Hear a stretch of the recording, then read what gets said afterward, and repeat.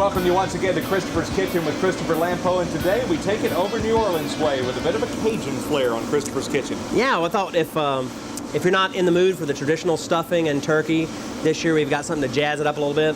My cousin created for us one Christmas a Cajun, crawfish, and andouille sausage stuffing that I think goes great. We've done it a couple times at our house. We always make both, the traditional and this Cajun stuffing. It's great. A little bit spicy. And something a little bit unique about this is a different kind of vegetable you're going to introduce us to. Yeah, I'm not sure how many people have seen this before. It was certainly new to me when I saw it. The Hispanic community, however, would not be unfamiliar with this product. They call this a chayote squash. The Cajuns call this a vegetable pear. And I'll just show you how to prepare that. We're going to use this in the recipe today. What you want to do is you want to peel this all the way around.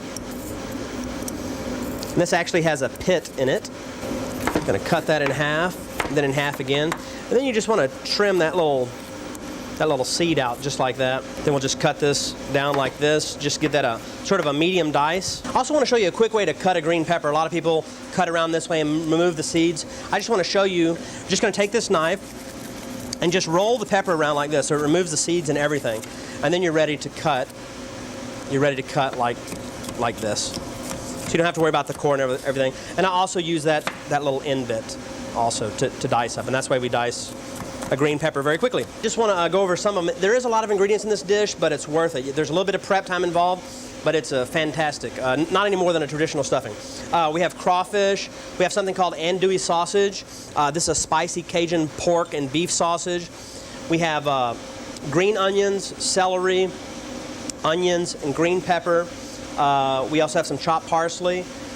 We have, of course, the chayote squash. Some of the spices that we're using today are an Old Bay seasoning, cayenne pepper, fresh chopped garlic, Worcestershire sauce, salt and pepper, and we also have some white wine in this. And then we have a cornbread and white bread stuffing mix without the seasoning packet, just cornbread and stuffing mix. All right, Mike, we're going to start with about 3/4 of a cup of butter. And we're going to start with what the Cajuns call the Holy Trinity. What they use is onions, green peppers, and celery.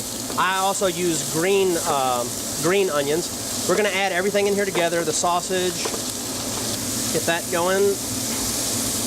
Now, a lot of times I'll use red pepper also just to give it a little extra color, and we'll just see how this comes out today.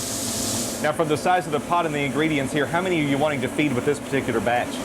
Well, I'm actually using a larger pan than is actually necessary. You can use this in a much smaller pan. This recipe feeds about 10 people. Should. In my house, about 4. That's it. We're going to add our spices now.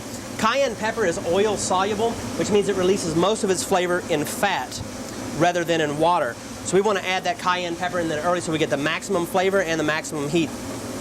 I'm going to go ahead and add our Old Bay seasoning to this also. Our vegetables are tender now, and our onions are very tender. Celery is tender. I'm going to go ahead and add our crawfish. Now, if you don't want to use crawfish, you can use shrimp. Some people use oysters. You can leave seafood out altogether and add more sausage or something else that you like. So I'm going to add this chayote squash. You can see that's about 4 cups there. Don't forget you can check the recipe on the website. And this is now becoming our base. All right, now what are you watching for with the squash you just added to that? I'm really just heating it up because I boiled it ahead of time to make sure it's cooked. I just wanted to absorb some of these great Cajun flavors and some of that sausage flavor. Give it a lot of flavor.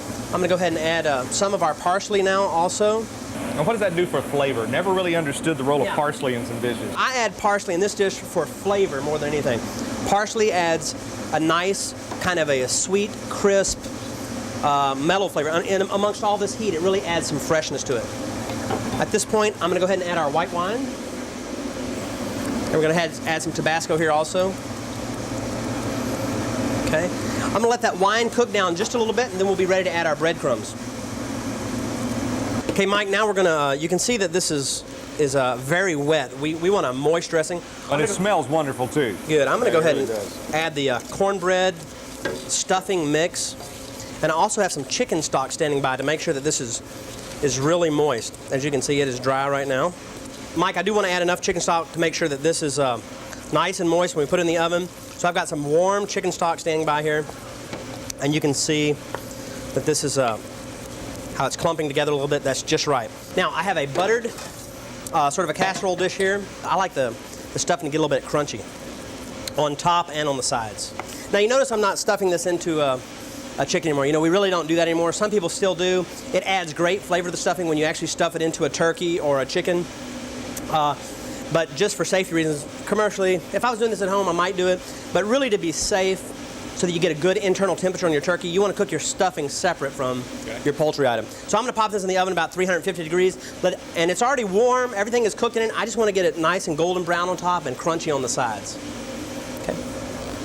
All right, Mike, now instead of using that turkey today, I've got a nice roast chicken for us here. This is also great with roast chicken. Our stuffing is done. It's a little bit brown on top, crunchy around the sides. It's going to, I'm just showing you just for one serving, you know, going to put a nice, healthy portion of that stuffing. Going to take this roasted chicken. If you had a little sauce around there, that'd be fantastic. Whatever your favorite gravy is, some sort of even Cajun-style gravy would be fantastic. All right, Mike, now I want you to taste that. I know you're a little bit squeamish about that squash in there, but it really is a nice flavor. It's a little bit twist on traditional turkey and dressing. Right. Got crawfish in there. Wow, it's an awesome combination. And it really will jazz up your turkey, because we need to do everything we can to give that turkey flavor. And certainly if you'd like to have a recipe for this, you can find it on the website at kbtx.com. Just click on the Christopher's Kitchen.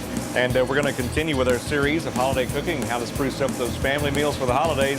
That's it for this edition. For Christopher Lampo at Christopher's Kitchen, I'm Mike Wright.